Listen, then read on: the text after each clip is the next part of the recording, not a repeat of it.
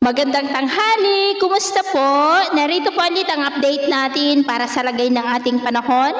Ngayong tanghali po ng October 21, 2023 na kung saan sa ngayon ay lumalakas na po ang bugso ng hanging amihan o yung tinatawag po natin na Northeast Monsoon, lalo na po dito sa northern part ng Northern Luzon at patuloy rin ang pag-iral ng shear line sa silangan ng gitnang bahagi po ng Luzon. Ang shear line po ay linya ng hangganan ng amihan at easterlies. Kaya kung may amihan po ay asahan rin natin ang pag-iral ng shear line. At sa atin naman pong long range forecast ay walang bagyo na namamataan mula rito na tatawid dito po sa ating bansa, posibleng hanggang sa matapos ang buwan na ito.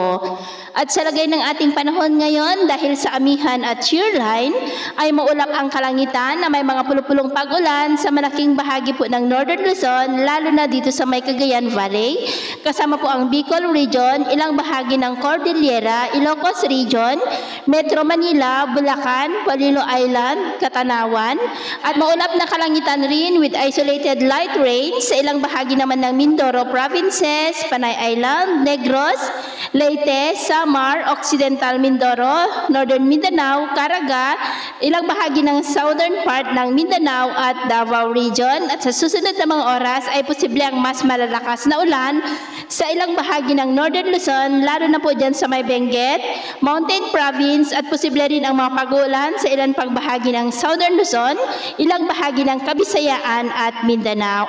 At sa atin naman pong mga baybayin, dahil po sa paglakas na bugso ng amihan, ay iwasan na po muna natin ang papalaot, lalo na po sa mga baybayin ng isla ng extreme Northern Luzon, lalo na po sa Batanes, dahil ang mga alon dyan ay posible na po naaabot hanggang po sa 2.5 meters height, kaya iwasan na muna natin ang papalaot, lalo na po sa mga may kulay pula para mas makaiwas sa mga sakunang pangkaragatan.